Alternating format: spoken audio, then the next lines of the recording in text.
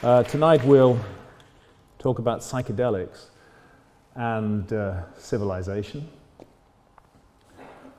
And the first point I'd like to make is psychedelics are very serious business. This is not for children. I think there's a correct distinction in our society between children and adults, and I think it's right and proper to introduce children slowly as they mature to adult experiences, and not to rush in that direction. The very young mind may not be ready for these experiences, and we have responsibilities as adults to take that seriously. However, if we really do wish to protect our children from the dangers of drugs, then the present legal regime is the very last thing we need. The criminalization of quote-unquote drug use is actually empowering criminal gangs and is empowering the armed bureaucracies that already exist in our society and giving them the right to invade our privacy and break down our doors. If we really want to protect children from certain experiences, then the best way actually is to legalize all drugs and to surround them with wise advice and nurturing and loving care, rather than to leave the situation as it is today. At any rate, I'll not only talk about psychedelics, although mainly about psychedelics this evening, some other consciousness-altering agents as well. It's interesting when we look at the Say No to Drugs message in our schools today that it wasn't always the case. This is a school actually from Dakhla Oasis in Lower Egypt, and there are Greek writings on its walls which include positive references to drugs. The context is a story from the Odyssey. Helen of Troy gives her guests a drug, most likely opium, that takes away grief and anger and brings forgetfulness of every ill.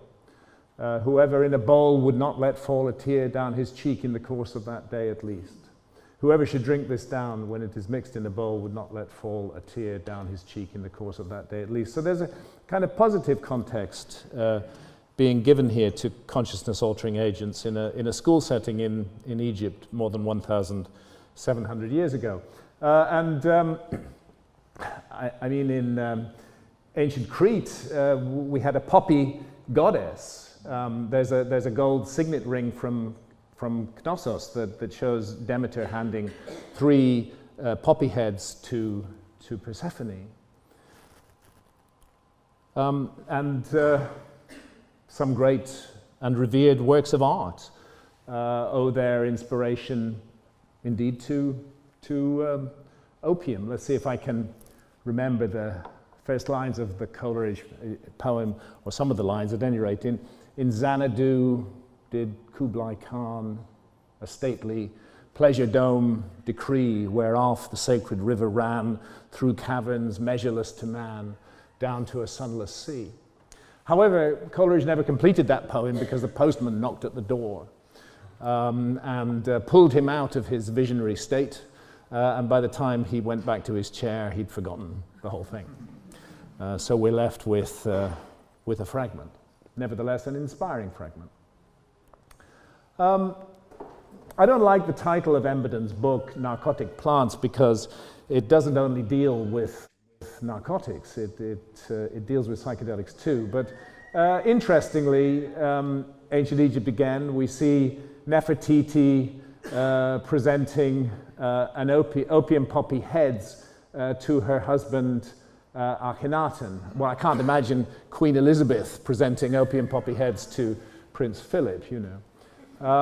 And then we have the reverence towards the blue water lily that is shown in ancient Egypt. And you often see imagery of individuals, you know, enjoying the perfume of the blue water lily. But there's much more to it than that.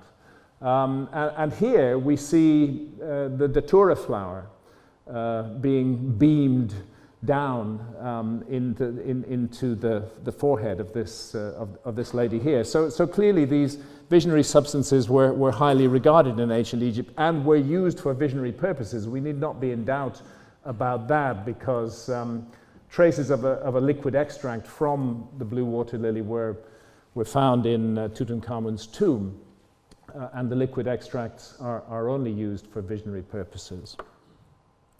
And then we have the ancient Egyptian tree of life. The ancient Egyptians had amazingly evolved and wonderful spiritual ideas, often expressed in symbolic terms. And here we see the pharaoh Seti the first, and his name is being written on the tree of immortal life by the god Thoth, the wisdom god. But my friend Dennis McKenna, brother of the late great Terence McKenna, Dennis is an ethnopharmacologist, and he has identified this tree, the species, and this is Acacia nilotica. And it's a tree which is rich in DMT, in dimethyltryptamine.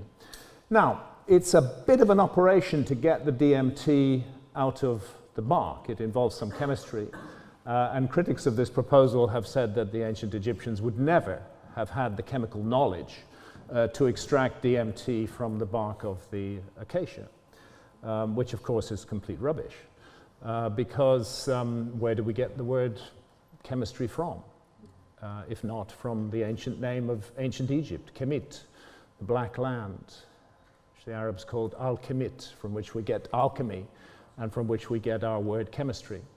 I think the ancient Egyptians were quite capable of extracting DMT from Acacia nilotica, and therefore we can say that we know what the ancient Egyptians were smoking.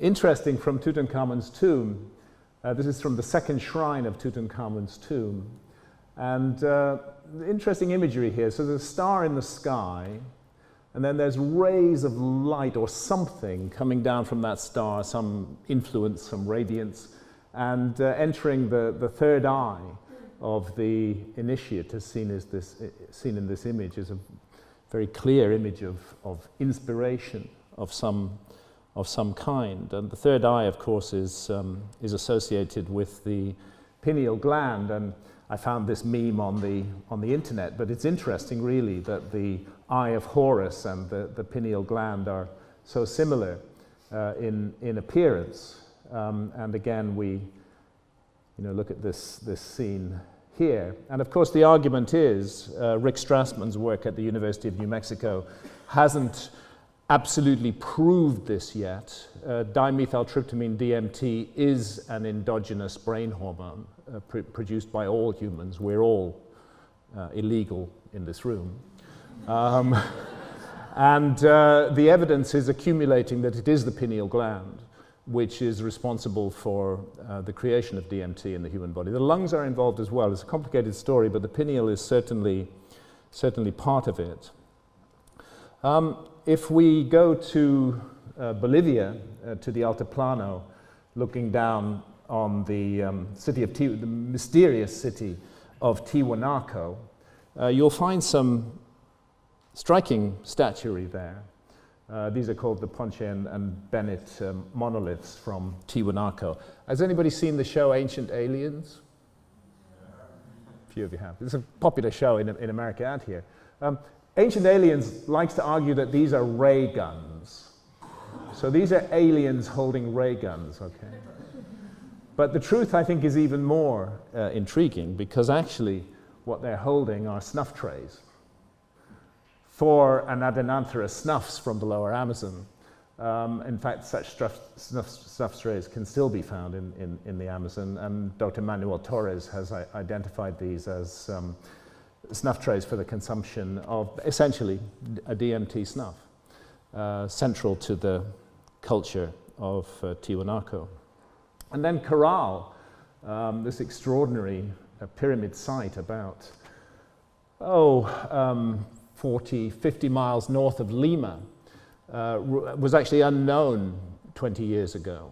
It's been excavated in that time, and what emerged was the remnants of a gigantic urban civilization which built huge numbers of pyramids, which are close to 5,000 years old.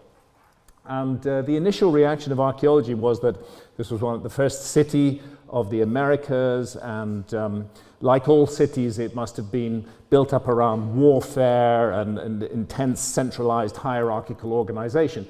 Often I find that we make the mistake of viewing the past as a mirror rather than a window, and we look for our own reflection in it. So we're a hierarchical society and we project that on the past. But in fact, it turned out this was not a hierarchical society. It never made war with anyone. It lived in peace and harmony with its neighbors. And lo and behold, amongst the imports were hallucinogenic snuffs from the Amazon. So the point I'm making is that ancient high civilizations had no problem with visionary plants. Francisco de Orellana was one of the conquistadors, and he set off one morning with about 20 of his men on what they thought was going to be a one-day hunting expedition on the Amazon. However, the Amazon disagreed. Its current was too strong and they were unable to go back, so they had to go forward. And they ended up in the Atlantic Ocean, as a matter of fact, after a journey of more than 4,000 miles through the Amazon jungle.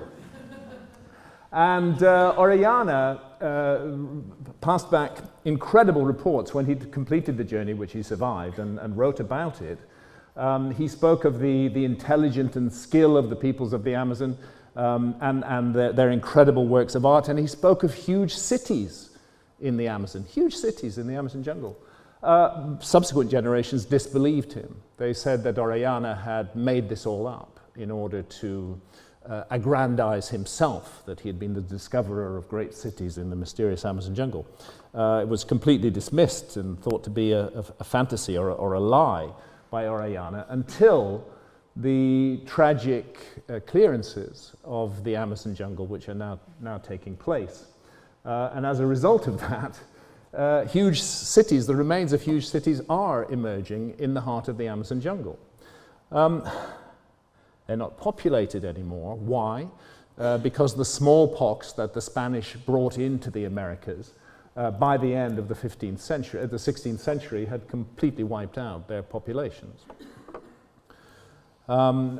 We find in the Amazon this extraordinary self-replicating man-made soil called terra preta, the black earth, which is enormously fertile and productive and is found dotted around all over the Amazon. It's becoming clear that the Amazon is not a pristine and never was a pristine rainforest. It's a managed habitat, managed by human beings who absolutely knew what they were doing.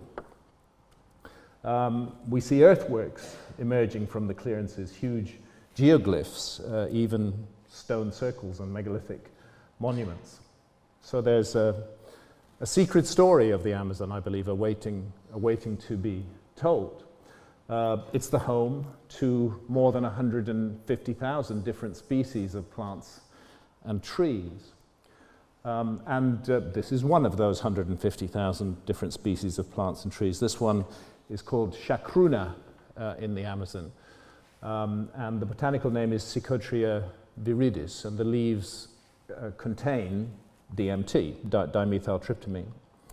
I'm sure most people in this audience are aware of the chemistry of DMT, in a sense that normally you cannot achieve an altered state of consciousness by taking DMT orally because of the enzyme monoamine oxidase in the gut, which switches off DMT on contact. That's why people smoke DMT. In the Amazon, the DMT in these leaves is used in a powerful visionary brew, and it is rendered orally active by cooking it with this, which is the ayahuasca vine, the vine of souls, which contains a monoamine oxidase inhibitor. Now that's really quite an extraordinary feat of ethnopharmacology, to select two plants out of the 150,000 in the Amazon, which will only work when put together. To arrive at that is quite a work of science, as a matter of fact. And so that's the combination of the leaves and the vine cooked together. They break up the vine, put it in the cooking pot, 300 or so leaves on top of it, then cook and reduce it down to a sort of sticky consistency in the bottom of the pot.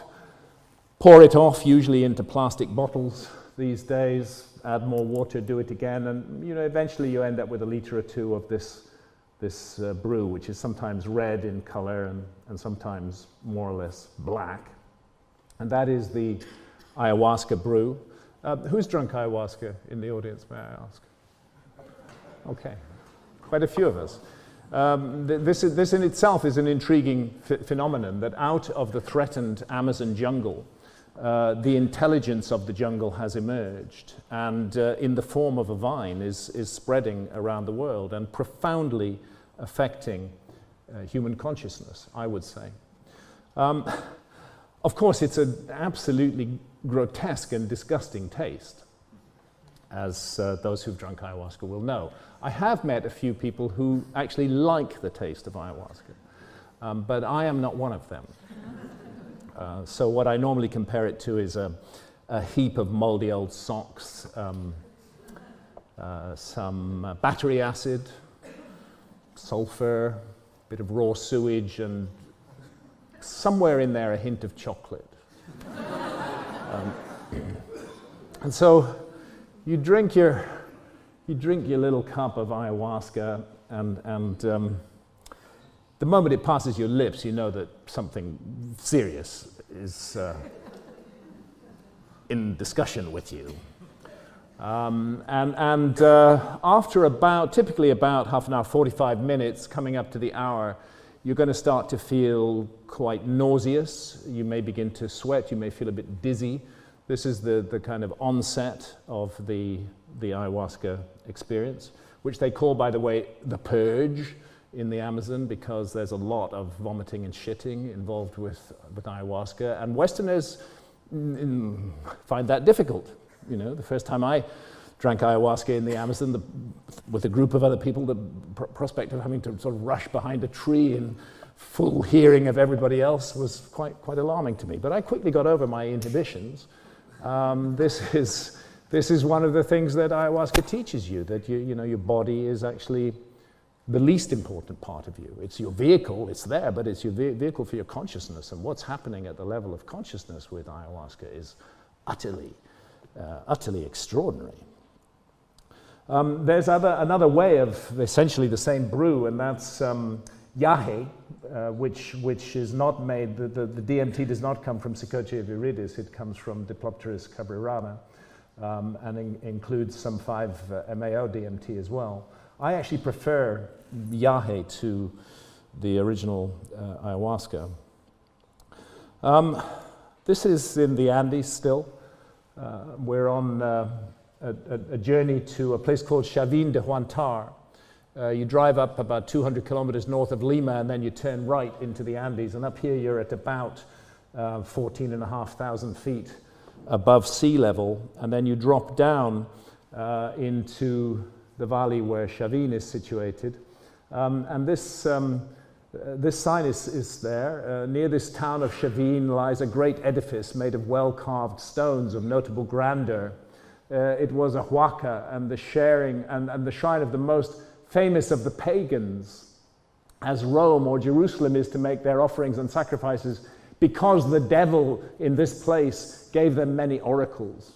And thus they came from all over the kingdom. And they talk about huge halls beneath the ground and rooms and certain stories that these extend under the river and so on. And this is from 1616. The Spanish massively suppressed the use of visionary plants in the Americas. That was one of their major projects, as a matter of fact, was to sever that connection with the visionary realm. But when you go to Chavín, the whole place is a shrine to visionary experience. It's a huge sanctuary of visionary experience. These underground halls where you can, meet imagery like this creature were places of vision incubation. where visionary experiences were explored and examined. And we know what the visionary agent was. It was the San Pedro cactus, where the active ingredient is mescaline. And we can see iconography from Chavin, which shows the San Pedro cactus and the prominent role it played in that high culture of the Americas.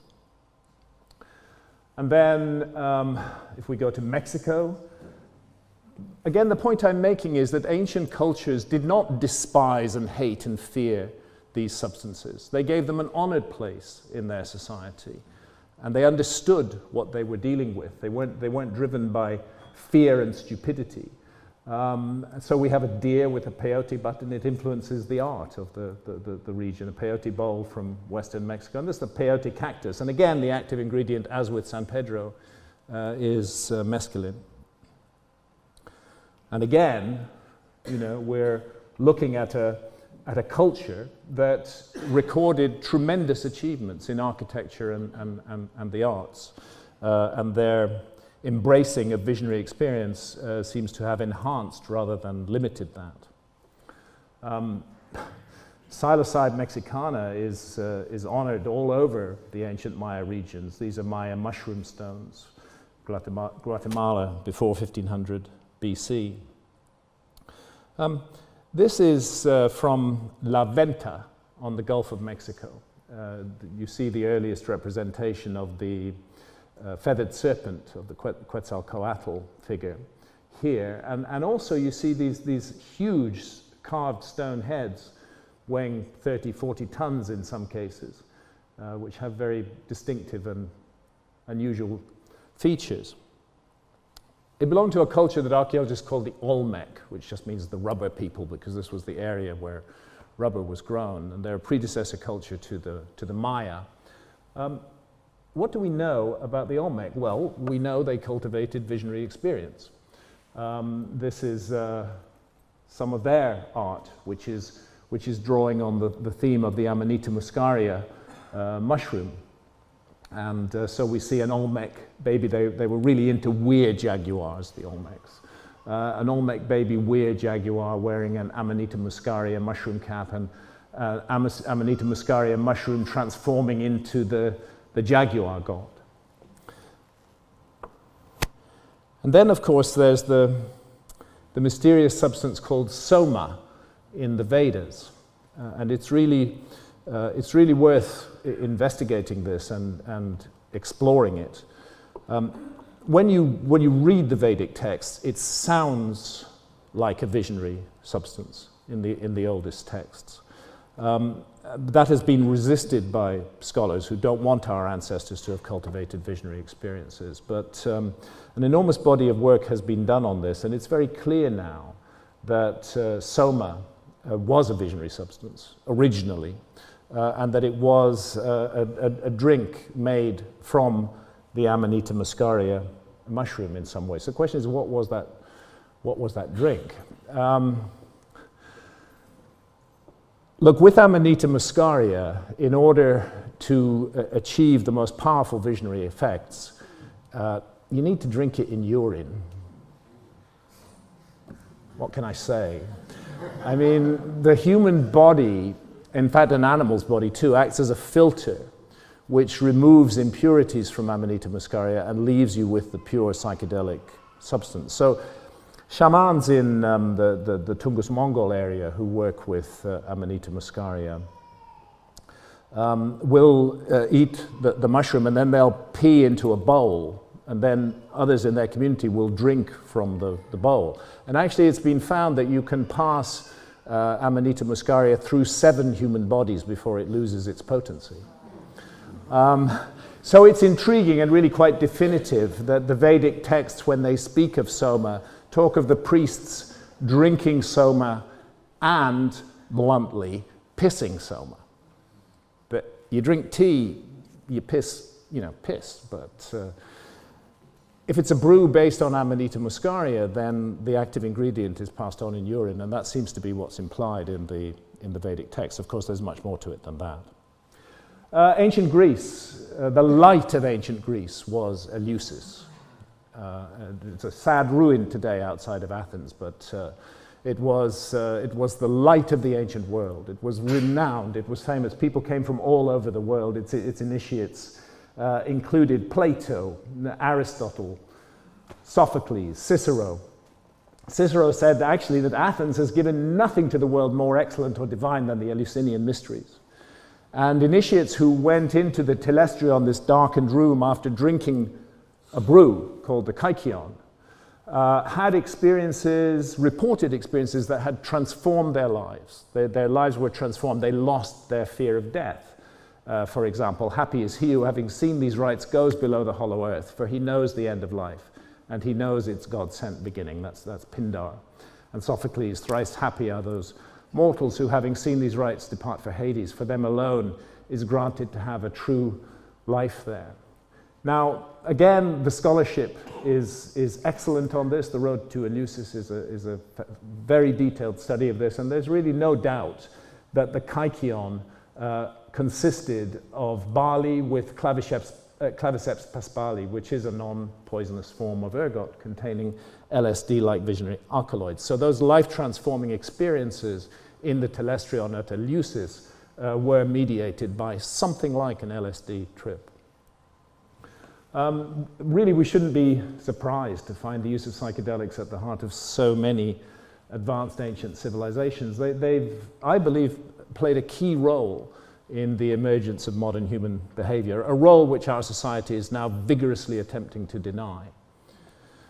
Well, this is what I call 6 million years of boredom. This is the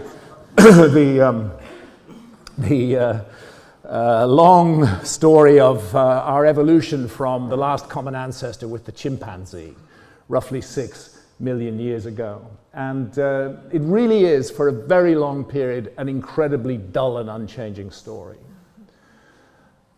Our first stone tools are supposedly invented about 2.5 million years ago, and that's what they look like. The older one, stone tool traditions. Our ancestors had made a breakthrough. They had started to shape rocks and to use them. But they were so pleased with that breakthrough that, having made it, they then stuck with it without any change for the next 1,000,000 years. 1,000,000 years. So what does this tell us? It tells us, okay, cultural information is being passed down, and also that our ancestors are locked in a very narrow, rigid frame and are not seeing to the sides. So they just stick with what they know and they keep passing it down. Passing it down. Then they do make a change, the Acheulean tool tradition. But once they've introduced these, they stick with them for 1,000,000 years as well. Would have been a boring dinner conversation, I believe. And then, really quite suddenly and dramatically, we get this transcendence happening. We get the incredible cave art. Now, it's important to be clear that this is late. This is after 40,000 years ago. The first inklings of it are a bit earlier than that. You might go back to 100,000 years.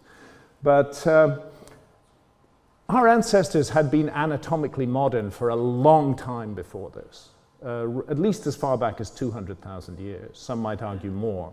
You have anatomically modern human beings. We have a skeleton from Ethiopia that's 196,000 years old and is really indistinguishable from a modern skeletal form. So it looks as though the human hardware was in place a long time ago, but the behavior of those anatomically modern ancestors remained archaic and frankly extremely dull for a long, long time until this kind of stuff starts happening, and it starts happening quite suddenly, and it happens apparently all over the world. I mean, the view is that the oldest cave art in Europe is about 40,000 years old. Just recently in Indonesia, cave art of the same age has been found, and astonishingly, it's very similar themes to the cave art of Europe.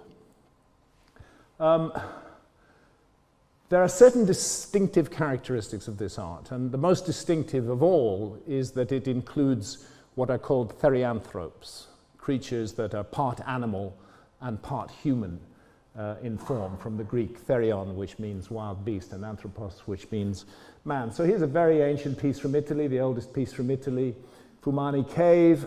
We have a human body but the head and horns of some kind of bull-like creature, probably an aurochs, the ancestor of modern cattle. And over here from Hollenstein-Stadel cave in Germany, this is carved in 3 dimensions out of mammoth ivory, and it's a lion man. It's a creature that's part lion, part human. Often it's suggested that these are people dressed up in animal skins acting out the part of a particular animal, but I think that's extremely simplistic. There's more going on than that. We can see it clearly when we go to Chauvet Cave and look at this image here, where Bison Man, it's about 32,000 years old, Bison Man here is straddling a female form, but oddly she's headless. And then if we look over here, we see that her right arm is actually transforming into the head of a lion. And that's not something that you see every day, It's a moment of it's a moment of transformation that's taking place there. We have to ask ourselves, what was the inspiration for this kind of imagery? Or here in South Africa, in the Drakensberg, human figures, but they have the heads of elands. This fella's growing wings, it seems, a couple of feathers sprouting out of his back. And this lumpy stuff around this one, that's actually a couple of snakes. Both of them have got the heads of elands as well. So it's a really complicated, shape-shifting, transforming kind of image. And again, did this come purely from the imagination of the artist, or is there something else going on? Like up here in the Cederberg, perched on a zigzag, these humans in the process of transforming into antelopes. And then, of course, we get all these curious geometric patterns in the cave art, this grid between 2 ibexes from Lascaux, and here from El Castillo cave in Spain, sort of flows of dots running down the cave walls and these geometric patterns. What's it all about? For about a century, actually, the study of cave art was very limited. The initial notion was that it was a kind of sympathetic magic, that it was hunting magic, that the artists would depict the animals that they wanted to hunt, and then they would depict them as pierced, and that in some way they would then magically acquire the animal. It's complete rubbish. But it dominated cave art studies for a very, very long time, followed by another rubbish theory called structuralism. It really wasn't until quite recently that we had scholars who got to grips with this problem. I'll preface this by saying all tribute to Terence McKenna and the amazing work that Terence did over the years in his wonderful book, Food of the Gods. Which raises the possibility that psychedelic experiences were what ushered us into our full humanity. But it's important also to recognize that a number of mainstream scholars have been pursuing that actually from long before Terence. David Lewis Williams at the University of Witwatersrand in South Africa is the guy who made the real breakthrough in this field, and his work goes back to the 1970s, and it draws in part on interesting results from the use of hallucinogens, LSD, DMT, etc., to induce altered states of consciousness in human volunteers. Certain patterns became obvious universal phenomena of visionary experiences, the sense of passing through a vortex into a seamlessly convincing parallel universe, and then encounters. This is a volunteer in the 60s. He draws a man in a modern business suit, but with the head of a fox. Encounters with therianthropic entities, which are really no different from the therianthropic entities that we see on the cave walls and carved in mammoth ivory from tens of thousands of years ago. David's theory, which has now fortunately become the ruling paradigm, and we can get some really serious work done on cave art, is that it is an art of visions. That essentially, I don't want to misuse the word shaman, which is culturally specific and which belongs to the Tungus Mongol.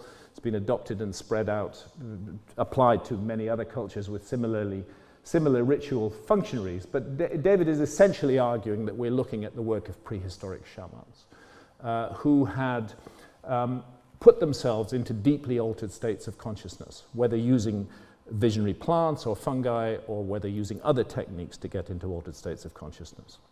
And that's why the art all around the world has so much in common, certain distinctive characteristics, these patterns, wrongly referred to as entoptic phenomena, and these therianthropic creatures.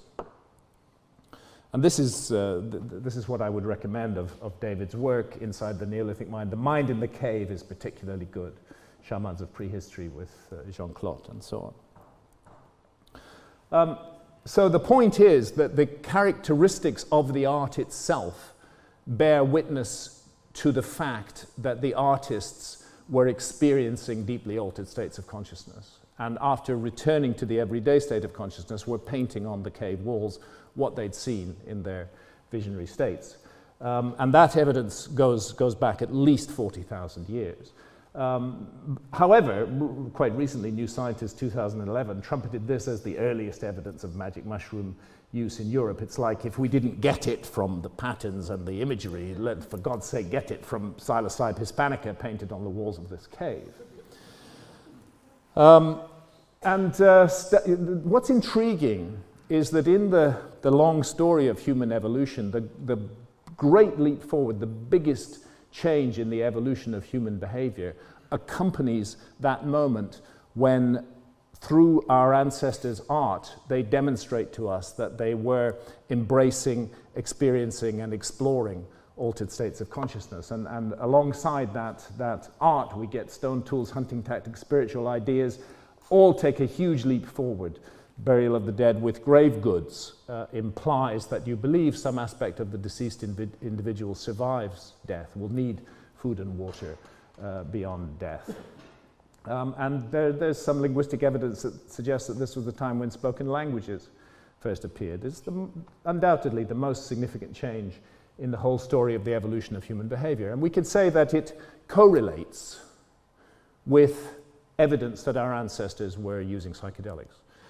I'm inclined to say that the relationship is causative, but I can't prove that. There's a strong correlation. In the light of the evidence from the painted caves, we need to take a fresh look at ancient art from all around the world, and with a view to looking whether psychedelics might have been involved. For example, this Toltita ceramic from Ecuador. Well, we have a right arm transforming into a left arm transforming into a serpent here, just like this figure from Chauvet transforming into a lion. And this bird-headed figure of the Maya, 600 AD, Olmec stone figurine with feline features and so on and so forth. And of course, other famous works of art. The Minotaur. Everybody's familiar with the story of the Minotaur. Well, what is the Minotaur if not a classic therianthrope, which is part animal and part human in form, a creature of vision, a bullman wrestling with a lion from Akkad. These imagery from ancient Mesopotamia. And of course, all of the ancient Egyptian deities were classic entities of vision, therianthropes. Human-headed serpents, the god Thoth, the head of a bird, the god Anubis, a jackal. Here we see a woman gazing at her own soul, which is depicted as a human-headed bird. So it's reasonable to wonder why, really we have great pride in ourselves as a society. We think we're the bee's knees, we're the absolute ultimate pinnacle of the human story. But if you look at it rationally, we're like this little pimple, this little pimple on the giant story of our past. They're right on the top of the whole story of the human past. There's this tiny, ugly little pimple, which is modern society, which claims to know everything, and which has divorced itself from the spiritual roots of our species. Why is our society so rabid about psychedelics? What is it that those in power are really afraid of? that they're prepared to go to such extremes to demonize and persecute those of us who choose to use these extraordinary visionary agents. Of course, it's a serious criminal offense to possess DMT in our society, whether in the ayahuasca brew or in smokable form. I mean, our possession of these kinds of substances can result in the doors of our home being broken down, large, armed or thuggish men entering our house, entering our privacy, and ruining our lives and sending us to jail. So clearly, this is something that our society is determined to stop and to persecute and to demonize. Well, why should it be the case that a sovereign adult who makes a choice to explore the mystery of his or her consciousness using visionary agents while doing no harm to others, why should that person serve a jail term for that? Where's the logic of this? We're supposed to be free. This is a society that claims it's the freest society that's ever existed in the world. And what complete rubbish. It's a society that actively seeks to control and limit the conscious experiences of its members. And that is, in my view, a gigantic invasion of a fundamental human right, which is our right to make choices about our own bodies and our own consciousness, so long as we do no harm to others. And we have plenty of rules already in society that deal with the harm we may do to others. I don't think we need more rules that seek to patrol our consciousness in this way. And anyway, it's hypocritical, because this is a society that is quite happy about lots of altered states of consciousness and licenses big pharmaceutical companies to make billions of dollars every year producing consciousness-altering agents. So there's this kind of unholy alliance between big pharma and psychiatry that results in new mental illnesses being invented every year so that new pills can be prescribed for them. And we have things, like the antidepressants, Prozac, Seroxat, Ritalin is a consciousness-altering drug as well. Clearly, the objection is not to the altering of consciousness as such. Our society is into that already in a big way. We glorify the most boring drug on the planet, which is, by the way, probably the most dangerous drug on the planet. Which is, if the argument is that our society is seeking to protect us from the dangers of drugs, then why is this stuff out there in such profusion? And why is it advertised and glorified in this way? Because it's responsible for tens of thousands of deaths a year. More and more, we're finding cirrhosis of the liver in relatively young individuals. Consider the car accidents, consider the fights, consider all the problems with alcohol, and ask yourself, is our society really honest in its view about altered states of consciousness, since it embraces this kind of altered state of consciousness? If you... we all enjoy a drink. I'm going through a temporary break from alcohol, which is now 5 months long. I'm feeling quite good about that. I feel much better since I stopped drinking that poison as well. But what are we doing when we take a drink, a glass of beer or a glass of wine? We may like the taste, but truly and honestly, we're drinking that substance because of its effect on consciousness. It takes the edge off at the end of a long, busy day, and we make all sorts of reasons why, but fundamentally, we're enjoying it because it's a consciousness-altering agent. So our society is not against consciousness-altering agents as such. And actually, we're a creature for whom many different states of consciousness are available. And the problem, I think, is that our society focuses only on one state of consciousness, which I refer to as the alert, problem-solving state of consciousness. It particularly values and glorifies this state of consciousness. And I think this is dangerous. I think this is a problem. That we haven't... I'm not against the alert, problem-solving state of consciousness as such. As a matter of fact, I'm very much for it. It's a really good thing. When I get on an aeroplane, I want to be sure that the pilot is in an alert, problem-solving state of consciousness. I would like him to stay that way. until the end of the flight, after which his head is his own business and none of mine. But the problem is, if we make it the only state of consciousness that we really value, does that result in a society that's twisted or skewed in certain ways? And I would say that it does. And I think that the toleration of alcohol and antidepressants is because they don't challenge the dominant order. And I think psychedelics are not tolerated because they do challenge the dominant order. They do lead people, in very many cases, to start asking questions and thinking for themselves, just as the earliest Christians appear to have done. Within early Christianity, there were several groups, and one of them called themselves Gnostics. Later on, they were overwhelmed by what became the Catholic Church, the literalist faction. But in the early days, there was an interesting phenomena going on with the Gnostics, and they certainly valued the psilocybes. We know about the Gnostics, fortunately, because a group of Gnostics at a place called Nag Hammadi in Upper Egypt buried a library of their texts in the 400s, round about the time that they were suffering the worst persecutions. They buried them. Perhaps they intended to return to them, but they never did. And that Nag Hammadi library, as it's called, stayed buried until 1945. It was near, very near the Temple of Hathor at Dendera in Upper Egypt.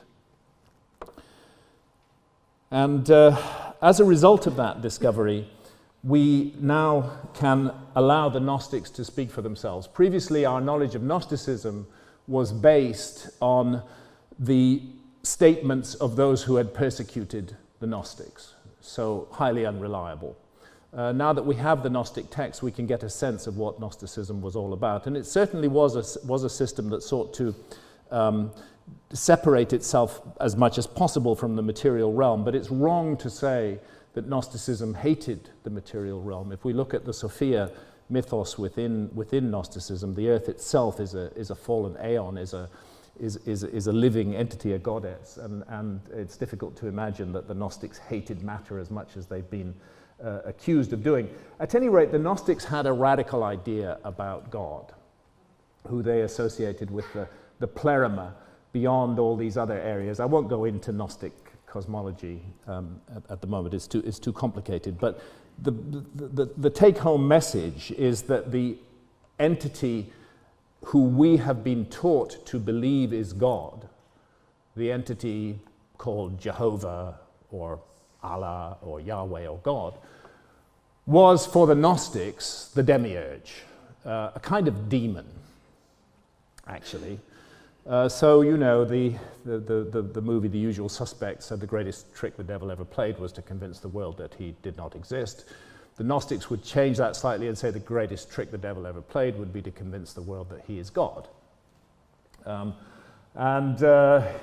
He's the chief of the archons, who are sort of evil angels that mingle with humanity and lead us onto paths that are hostile to the nature of the soul. And he's a malicious, egotistical, minor supernatural. He's jealous, he's angry, he tells Abraham to murder his own son. He's the ghastly creature. Actually, if you look at the statements and behavior of this entity in the Old Testament, and we're told that we are the creature who's going to dominate the world. There's all sorts of really horrible ideas in that miasma of texts, and sitting at the top of it is this thing which, from the Gnostic point of view, wasn't God at all. I realize that this is very disturbing to those who are committed to the Christian message. I don't mean to do that, but this is what the Gnostics thought. So it's interesting if you look at the Gnostic story of the Garden of Eden.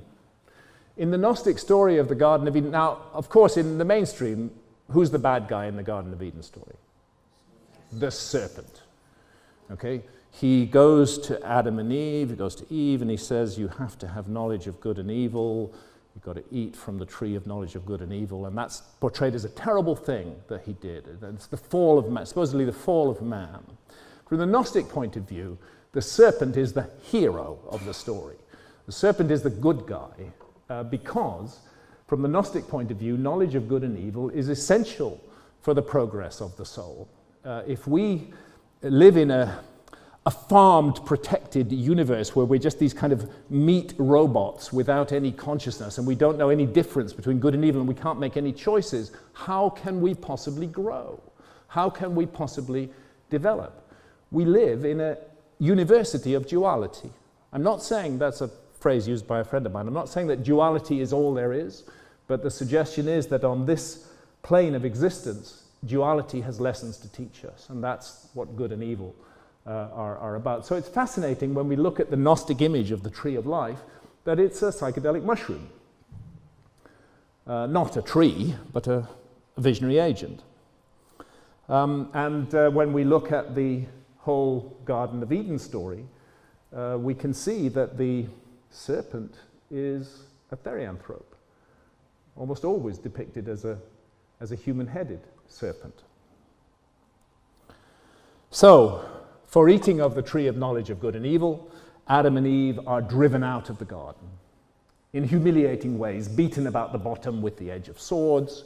Angels are posted at the edges of the garden to keep them out, lest they find their way to the tree of life.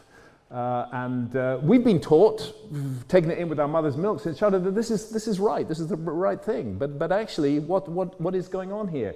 Here is the learning of the knowledge of good and evil leads to the expulsion from the garden. What kind of God is that? Same goes with the flood. According to the Gnostics, it was not inflicted to punish evil, but to punish humanity for having risen so high and to take the light, the gnosis that was growing amongst men, and the survivors were thrown into great distraction and into a life of toil so that mankind might be occupied with worldly affairs and might not have the opportunity of being devoted to the human spirit. The Gnostic notion is that there is a divine spark within all of us, and that the demiurge and the archons, their project is to snuff that divine spark out. And we can only awaken it through revealed knowledge, through gnosis. And the suggestion is that that revealed knowledge for the Gnostics was connected with psychedelic experience. Throughout history, those who've sought the liberating gnosis have been persecuted. And although the stamping out of early Gnosticism in the Middle East goes back to about the 400s, AD, 4 or 500s, there was a more recent form of Gnosticism which found its way into southern France. And these are the famous Cathars who lived in the area that we call the Languedoc or Occitania today. They were in many ways an extraordinarily beautiful civilization. If you go back to the 12th century, they were in favor of universal literacy. They invented and distributed paper. They believed in the absolute equality of men and women. It was the Cathar society that produced the troubadours and their amazing art. It was a flourishing civilization that would have moved, I think, in interesting directions of human freedom if it had been allowed to evolve. But they had one problem, which is that they regarded the Pope as the agent of the devil on earth. And that was a very dangerous thing to do in the 12th century. And as a result, a crusade was declared against them. It was called the Albigensian Crusades, named after the town of Albi, one of the Cathar towns. And really terrible things happened. This army came down from northern France, seething with harm and anger, and they entered into the Cathar lands and they just murdered everybody. There was one famous occasion when one of the generals came to the leader of the crusade and pointed out that some Catholics were living in the city of Béziers.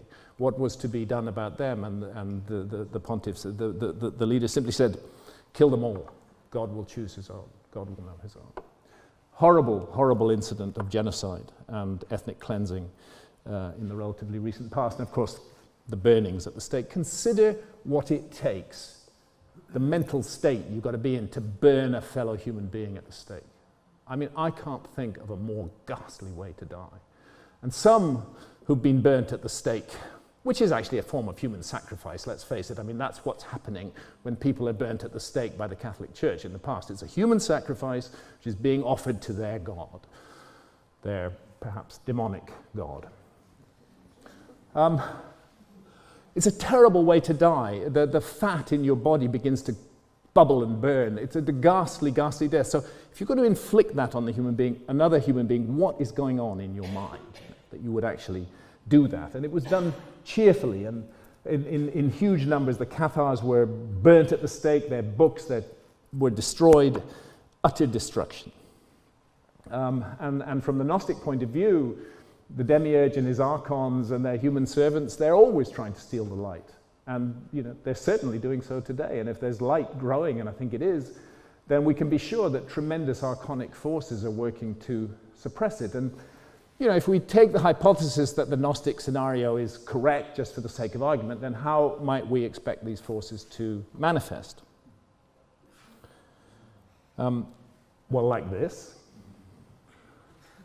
The priests, the rabbis, the mullahs of the three Abrahamic faiths, those three faiths that have been responsible for so much horror in the world over the last 2,000 years, are still at it. They're still the jealous intermediaries who impose themselves between us and the divine, who do not want us to have direct contact with the realm of spirit, and who I would say have been systematically misguiding humanity and are at the source of the terrible problems that we confront in the world today. The Gnostics would say, don't look at what they say, look at what they do. Because they all talk the talk of peace and love and harmony, but the walk they walk is often very different. Women are still being stoned to death in Islamic societies today. For what? Being unfaithful to their husbands? What? And in the name of God? This is obviously insane. It's completely insane. It's only early 1700s was the last burning at the stake, and we know the ongoing problems of the Catholic Church. The mass murder recently of the minority Yazidis in Iraq by Islamic State. The Yazid religion has its roots in ancient Gnosticism. We all saw this story. I would say, I hate the fact that it calls itself Isis, after a wonderful ancient Egyptian goddess. But I would say it's just another Abrahamic death cult. There's plenty of them. They've been littering the human story for a very long time. It's just the latest example of another Abrahamic death cult. And then another archonic force is the state itself, which takes our money and our power and turns it into bureaucracies, which then control us and claim that they are acting in our interests and running our lives. That's basically depriving us of the right to responsibility, to making responsible choices as adults. That's what the state constantly militates against. And the state system around the world is based on the manipulation of fear and hatred and suspicion, to divide us from one another, to say that we, members of this country, are special and different from members of that country.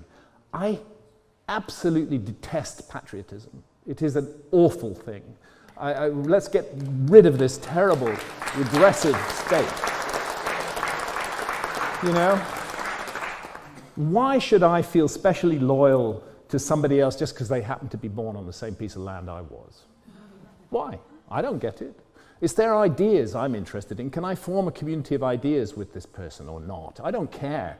I don't care what country they come from or what religion they were reared in or the color of their skin or any of that bullshit. And it's that bullshit that is being manipulated and managed to create this climate of fear and hatred and suspicion that's so horrible in the world today. And that's all about nations competing against nations, and it's time we moved on from that. I'm not talking about one world government.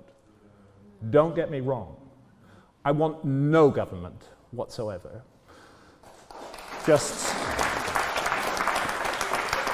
I believe that human beings left to their own devices can act wisely and with love. I don't think we need the state to teach us to do that. I think that's one of the myths that's been passed down through history. And then, of course, we have the big corporations and that pernicious influence, the news media, which churn out 24 hours a day a continuous diet of horror and misery and fear and hatred and suspicion. All of this radically affecting our consciousness. A kind of consciousness monopoly is being imposed. And I think by giving an effective monopoly to a single state of consciousness, enforcing that monopoly with draconian criminal sanctions, I think it's a dangerous thing to do. May even be a suicidal thing to do for our society.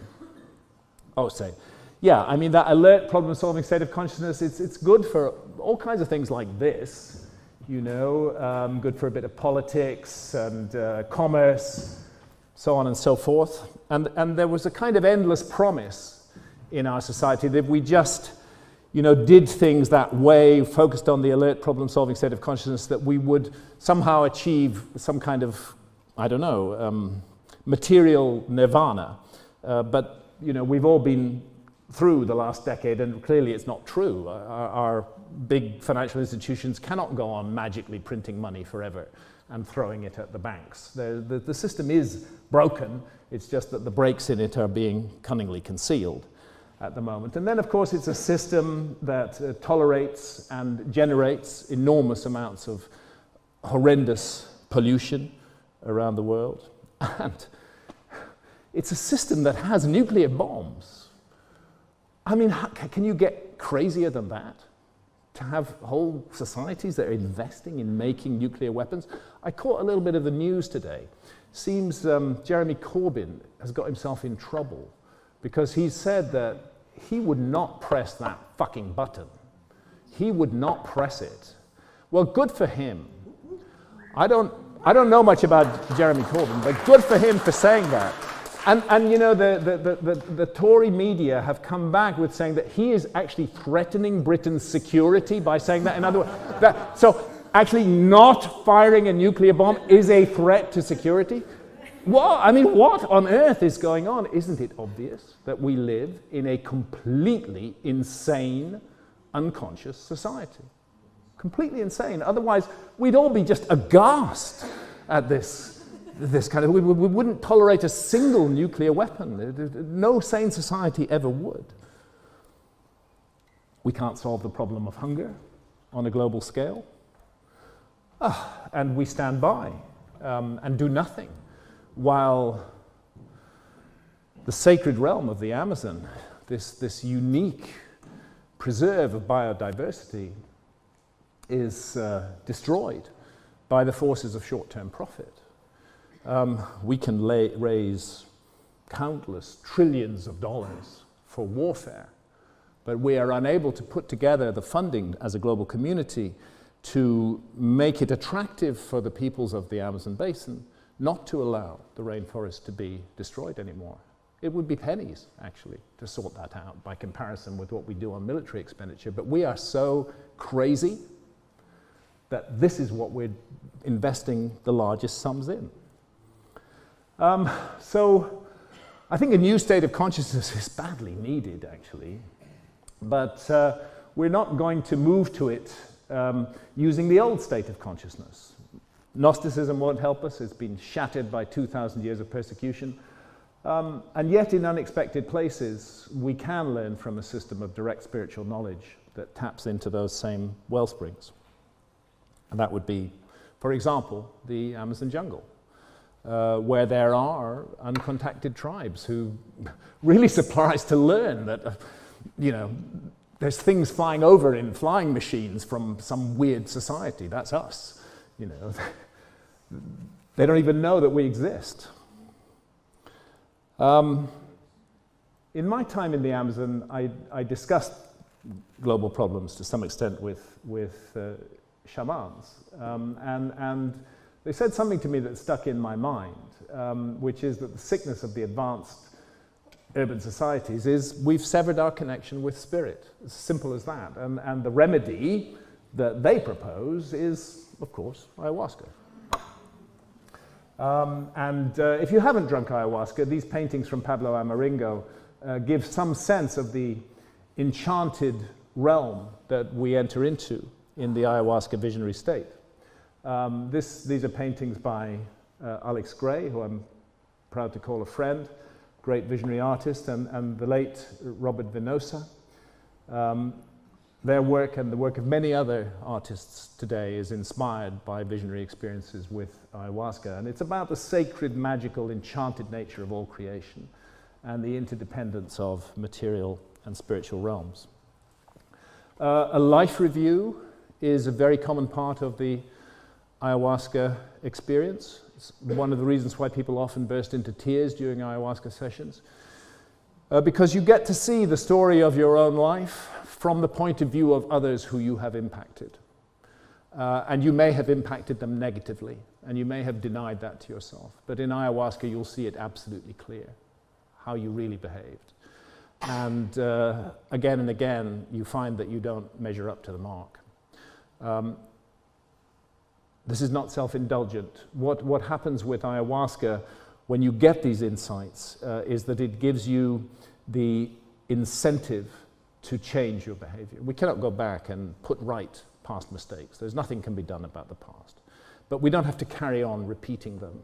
And ayahuasca, I think, is very helpful, certainly has been for me, in getting people to make conscious changes in the direction of their lives. And it's why ayahuasca is incredibly effective in getting people off addictions to hard drugs like cocaine and heroin. There's a number of places where this is done. The Taquihuasi Clinic at Tarapoto in Peru has got a fantastic record of getting people off addictions to hard drugs. Gabor Mate in Canada was pursuing a very successful practice with drug addicts and ayahuasca, but the Canadian government stepped in and stopped him on the grounds that ayahuasca is a drug. So what, they want to give them methadone instead, you know? And the spirit of ayahuasca, this is why my TED talk was banned, because I was willing to contemplate the possibility that Mother Ayahuasca actually might be a real entity on another dimensional level, like a kind of goddess, a bit like meeting Athena or, you know, Venus. Most frequently encountered as a creative guide, as a healer, and as a moral teacher. Very often amongst Western drinkers of ayahuasca, she is construed as a female. That's not always the case in the Amazon. Some of the Amazon tribes see the spirit of ayahuasca as male. We're dealing with a shapeshifter.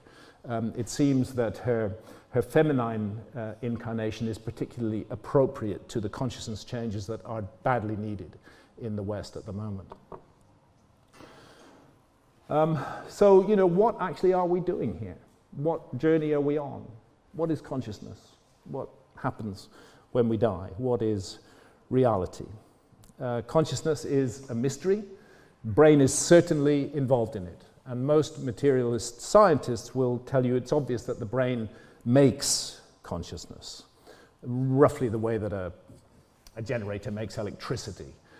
Because if you damage an area of the brain, an area of consciousness is affected. And so it seems, shall I say, a no-brainer that the brain makes consciousness. But that's an oversimplistic conclusion from the evidence, because another possibility is that the relationship of consciousness to the brain is more like the relationship of a TV signal to a TV set. And sure enough, if you smash up your TV screen, the picture is going to be affected.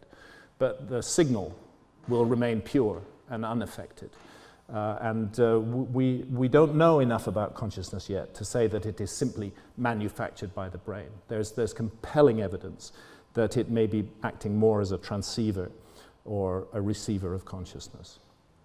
Albert Hofmann, the discoverer of LSD. I'm sure most of us know the story. Experimenting in the Sandoz labs, takes a bicycle ride home one day. Strange things begin to happen. He gets home, he's wondering if he's dying. Then he realizes that he's absorbed something through his skin, one of the synthetics of ergot that he was working with, and that was LSD. Discovered it by accident. The next time he took what he thought would be a tiny dose, turned out to be a huge dose of LSD. And he went on working with LSD all the way through his life. For those who say that, you know, drugs shorten our lives, Albert Hofmann died at the age of 102, fully in control of his intelligence. So he made this point that reality is inconceivable without an experiencing subject. And this product of the exterior world, but also of a receiver. Maybe there's more to this exterior world than our senses, even extended by fine scientific instruments, are normally able to receive. Blake was on the same theme, on the doors of perception. If the doors of perception are cleansed, it would appear, everything would appear to man as it is, infinite. So the notion that the way we see reality is clouded and obscured, and that we need to cleanse those doors of perception to get it straight. William James, the brother of the novelist Henry James, experimented with nitrous oxide back in 1901, not regarded as a major psychedelic today, but he had extraordinary experiences. His impression, the truth of which has since remained unshaken, is that our normal waking consciousness, rational consciousness as we call it, is but one special type of consciousness. And that other kinds of consciousness lie all around it. We might not suspect their existence, but if we apply the requisite stimulus and touch, they're all there in their completeness. And the key point is that no account of the universe in its totality can be final, which leaves these other forms of consciousness quite disregarded. At any rate, they forbid a premature closing of our accounts with reality. And I would say that's the problem with science and consciousness, is that it has prematurely closed its accounts with reality, and it's not taking into account the entire picture. Huxley saw the brain as a reducing valve, which is primarily about keeping stuff out, otherwise we'd just be overwhelmed. And he saw the psychedelics as gratuitous graces, which nature has provided to allow us to bypass that reducing valve from time to time. Back to Hoffman again, he's homing in on this receiver model of the brain, that the receiver is tuned into another wavelength than that corresponding to normal everyday reality, and many different realities can become conscious.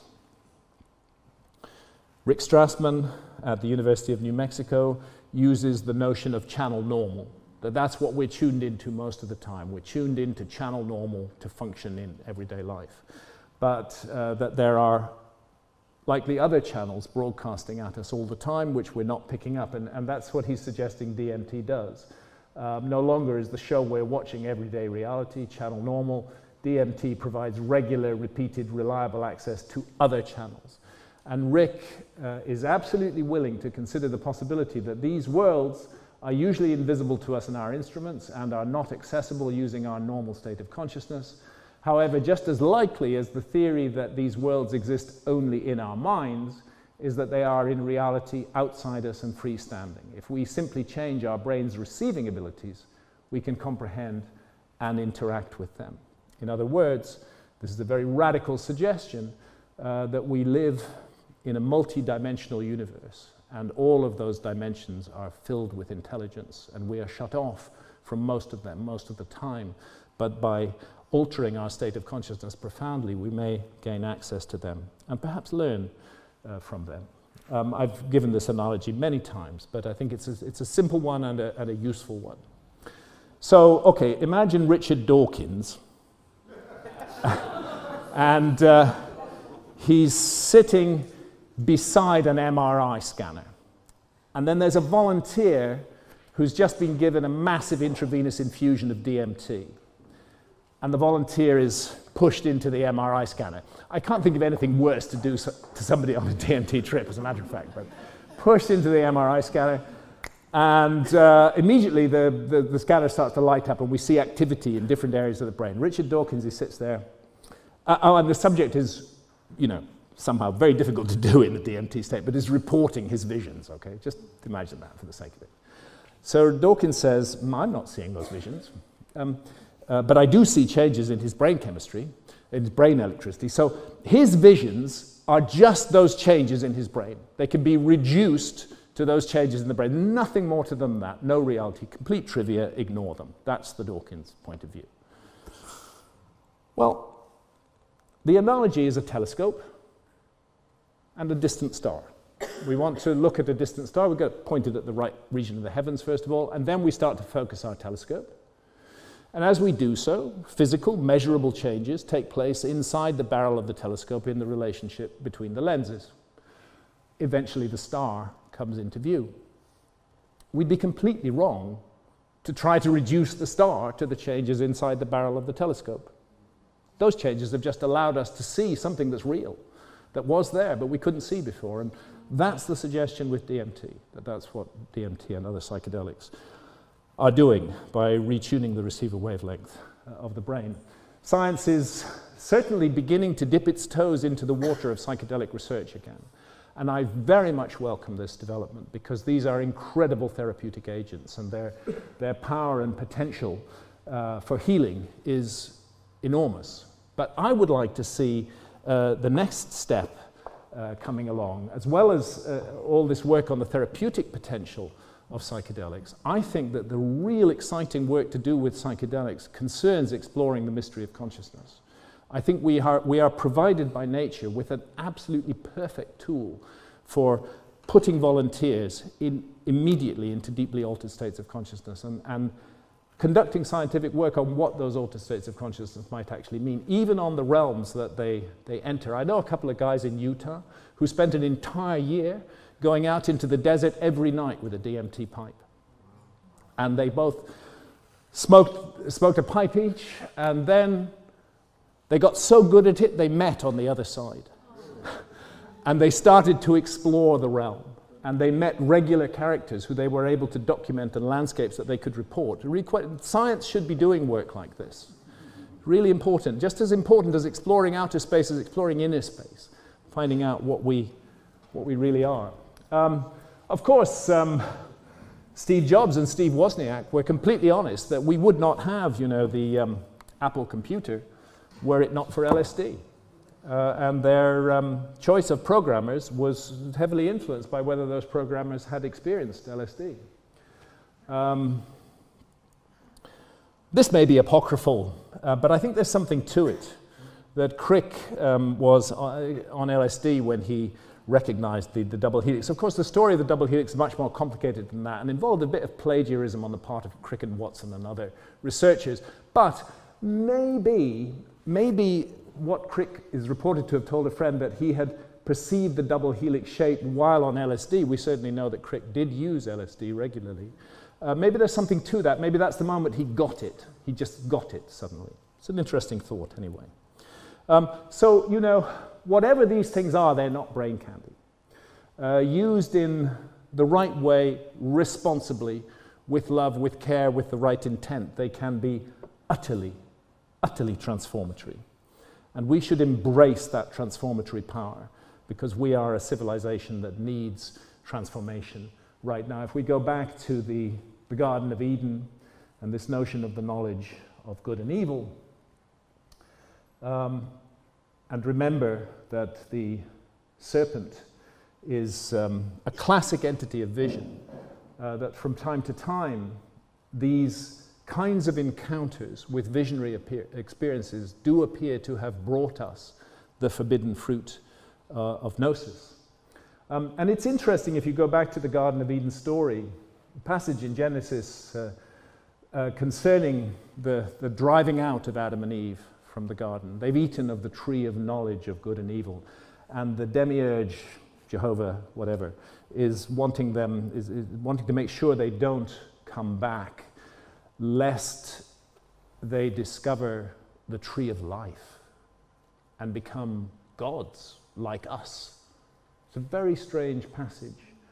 I would say that in all of this, somewhere deeply buried, the mystery of the knowledge of good and evil and the mystery of immortal life lies concealed. At any rate, we're in the midst of a struggle for the future direction of human consciousness, be in no doubt about it. This is a time, this is an incredible time that we live in today. 200-300 years from now, if our species survives the insanity of this time, we will look back on it as a time of incredible transformation.